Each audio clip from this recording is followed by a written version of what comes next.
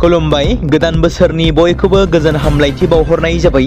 2026आ बयनिबो थाखाय जाहाथे मोजां फैयो, बयबो गावबा गावनि लामायाव जाहाथे आगान सुरलांनो हायो। दिनैनि खौरांफोरा जाबाय, गिबि खौराङाव दङ बोसोरनि जोबथा सानावनो जिनाहारि खालामनाय जाथाय।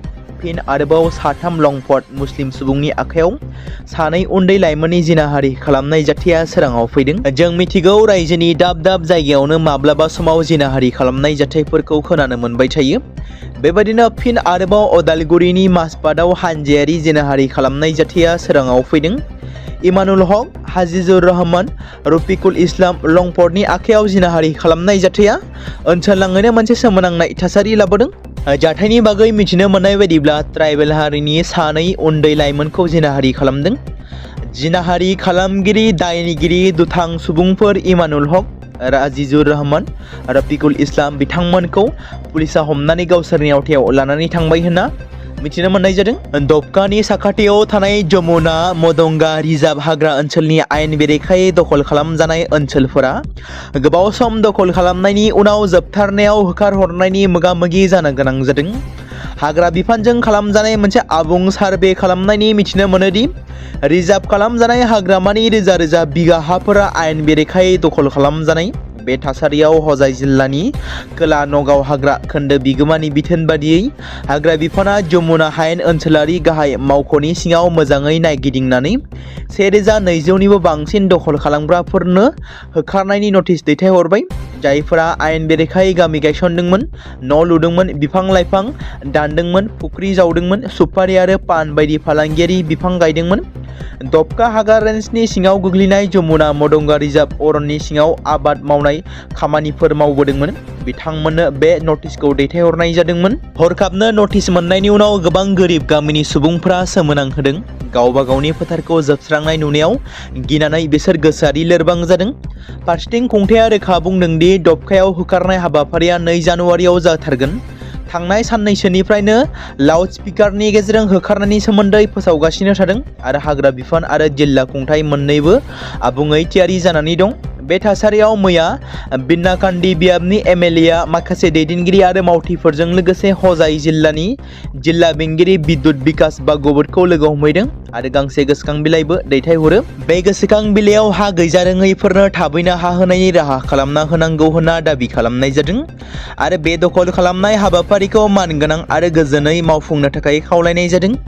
गोदान बोसोरनि एसे सिगां होखारनाय हाबाफारिखौ जागायदोंमोन आरो बेखौ लानानै ओनसोलाव फिनजाथाय जानो हमदोंमोन। जायगानि सुबुंफोरा जिंगासिदों दि सोलिबाय थानाय बोसोरारि आनजादनि गेजेराव होखारहरनाया फिन आरोबाव जायोब्ला फरायसाफोरनि सोलोंथायाव गाज्रि गोहोम खोख्लैनो हागौ होनना साननाय जादों। तामुलपुराव मैदेरनि गाग्लोबनायाव सानै सुबुंनि जिउ खहा। दुखुनांथाव बाथ्रादि मंगलबार हरनि गेजेराव तामुलपुरनि केरानियाव मैदेरनि गाग्लोबनायाव सानै सुबुंनि जिउ खहा। जिउ गोमानाय सुबुंखौ कुमारिकाटा फरेस्ट डिभिजननि हाग्रा बिफाननि मावसुमा सन्जु इस्लारि आरो गुबुन सासे सुबुङा तपन टिमसिना होनना सिनायथि मोननाय जादों।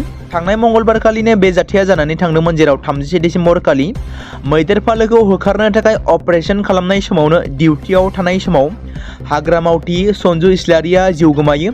बे समावनो गामिखौ नायनो थाखाय तपन टिमसिनियाबो हाग्रानि मैदेरजों बुथारजायो।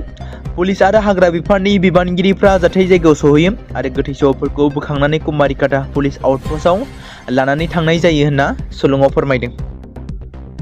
गुवाहाटी नोगोरमाखौ लाफानानै गासै हादोरसायाव गुसुनि थासारिया गोख्रोङै बांदों।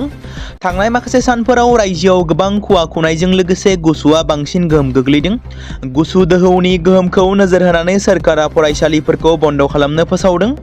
बेबायदिनो कामरुप जिल्लानि गासै सोरखारि फरायसालिफ्रा 31 दिसेम्बर खालारनिफ्राय 6 जानुवारि खालारसिम बन्द थागोन।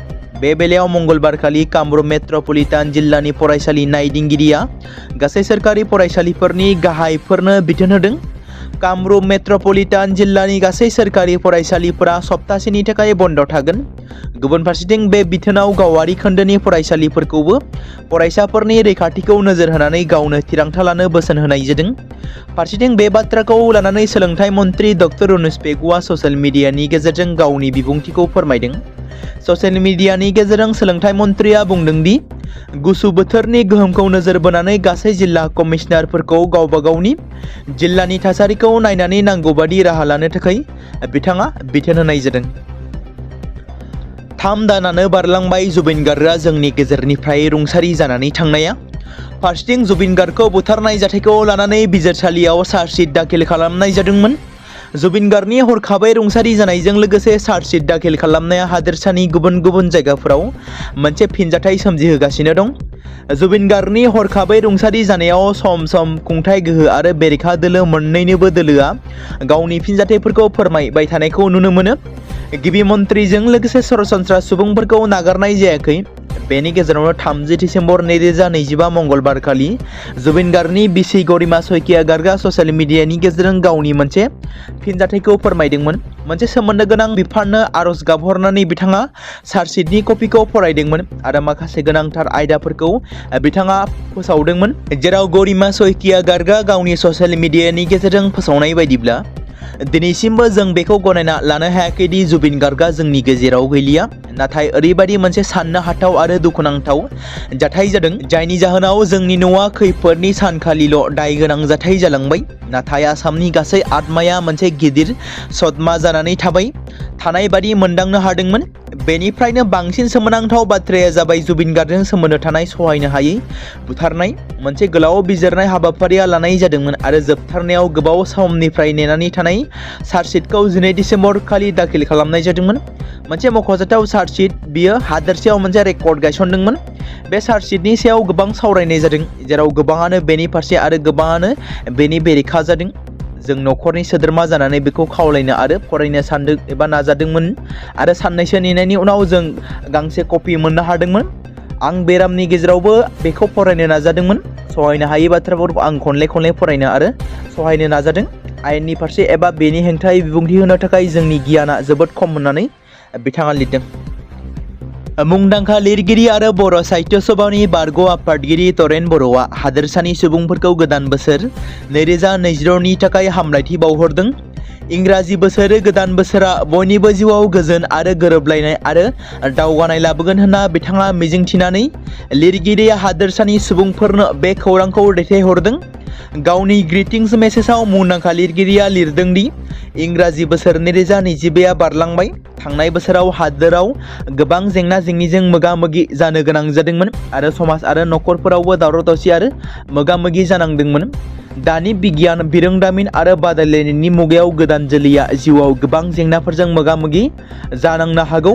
राजखान्थियारि बिथिङावबो गोबां सोलायनाय फैदों। बेनिखायनो थांनाय बोसोरखौ बावगारनानै खामानि मावनायनि हारिमुखौ गोख्रों खालामनो गोदान मिजिंजों आवगायलांनायनि सम जाबाय। गोदान इंराजि बोसोराव समाजनि गासै थाखोनि गेजेराव गोजोन आरो गोरोबलायनायखौ लाखिनो आरो गाज्रि गोहोफोरखौ फोजोबस्रांनो थाखाय बयबो जयै खामानि मावनांगोन, जेराव तरेन बर'आ बेबायदि हामलायथि बावहरनायखौ नुनो मोनदों। बे समाव मोनसे गोनां फोसावथाय बर' सावथुन नायनानै मोजां मोनग्रा गासै बर' रायजो राजाफोरनि गेजेराव लानानै फैदों। मोनसे बर'नि OTT प्लेटफर्म गोनां, जाय प्लेटफर्मनि गेजेरजों नोंथांमोना बर'नि गोदान गोजाम सावथुनफोरखौ नुनो मोनगोन। थांनाय माखासे बोसोर सिगां बर'नि गेजेराव लानानै फैनाय निउबो एप बायदिनो फिन आरोबाव लानानै फैदों बर' रायजो राजाफोरनि थाखाय। बे बाथ्राखौ मख'नाया गोनांदि 2025 मायथाइनि जानुवारि दानाव ओंखारनाय आंगो स्ट्रीम मुंनि मोनसे OTT प्लेटफर्म गोनां निउबो एपनि गेजेरजों नोंथांमोना गोबांथार बर'नि सावथुनफोर, जेरै ट्रेजेडी, रमान्टिक, एक्शन आरो कमेडीजों बुंफबनाय सावथुनफोरखौ नुनो मोनगोन। जेरै सनानि नखर, थांखि गैयै समाज, अनसुला आफा, हिर', बिमा बायदि बाजै, अर, थैसाम, वान्टेड, संदान आरो रं नाम्बार बायदि सावथुनफोरा मख'जाथाव। बेफोर सावथुनफोरखौ नायनो थाखाय नोंथांमोना गिबियावनो आंगो स्ट्रीम एपखौ गावनि मबाइलाव थानाय प्ले स्ट'रनिफ्राय डाउनल'ड खालामनानै लोगोसे इनस्टल खालामनानै गावनि मबाइल नाम्बारजों लगइन खालामनानै लाग्रोनांगोन। बेनि उनाव नोंथांमोना गोबांथार नुनो मोनै सावथुनफोरखौ गुगोल पे, फन पे आरो पेटिएमजों रं नाम्बार सावथुनखौ नायनो थाखाय 60 रां आरो संदान सावथुनखौ नायनो थाखाय 80 रां, वान्टेड सावथुनखौ नायनो थाखाय 60 रां, थैसाम सावथुनखौ नायनो थाखाय 60 रां, बेबायदिनो गोबांथार नुनो मोनै सावथुनफोरखौ नायनो थाखाय सुबिदा खालामनानै होदों आंगो स्ट्रीम प्लेटफर्मआ। फिन नोंथांमोननि गेजेराव फोरमायबावनो लादों बर' सावथुन नायनानै मोजां मोनग्रा गासै बर' रायजो राजाफोरनि गेजेराव लानानै फैदों मोनसे बर'नि OTT प्लेटफर्म गोनां जाय प्लेटफर्मनि गेजेरजों नोंथांमोना बर'नि नुनो मोनै सावथुनफोर जेराव गोदान गोजाम सावथुनफोरखौ नुनो मोनगोन। बे बाथ्राखौ मख'नाया गोनांदि 2025 मायथाइनि जानुवारि दानाव दिहुनजानाय आंगो स्ट्रिम मुंनि मोनसे OTT प्लेटफर्म गोनां एपनि गेजेरजों नोंथांमोना गोबांथार बर'नि ट्रेजेडी, रमान्टिक, एक्शन आरो कमेडीजों बुंफबनाय सावथुनफोरखौ नुनो मोनगोन। जेरै रं नाम्बार, संदान, वान्टेड, थैसाम, अर, बिमा बायदि बाजै, हिर', अनसुला आफा, थांखि गैयि समाज, सनानि नखर बायदि बायदि सावथुनफ्रा मख'जाथाव। बेफोर सावथुनफोरखौ नायनो थाखाय नोंथांमोना गिबियावनो आंगो स्ट्रिम एपखौ गावनि मबाइलाव थाखानाय प्ले स्ट'रनिफ्राय इनस्टल खालामनानै गावनि मबाइल नाम्बारजों लगइन खालामखांनायनि उनाव नोंथांमोना गोबांथार नुनो मोनै सावथुनफोरखौ गुगोल पे, फन पे आरो पेटिएमजों रं नाम्बार सावथुनखौ नायनो थाखाय 60 रां, संदान सावथुनखौ नायनो थाखाय 80 रां, वान्टेड सावथुनखौ नायनो थाखाय 60 रां, थैसाम सावथुनखौ नायनो थाखाय 60 रां, बेफोरबायदिनो अर सावथुनखौ नायनो थाखाय 60 रां पे खालामनांगोन। बेबायदिनो गोबांथार नुनो मोनै बर' सावथुनफोरखौ नायनो थाखाय सुबिदा खालामनानै होदों आंगो स्ट्रिम प्लेटफर्मआ।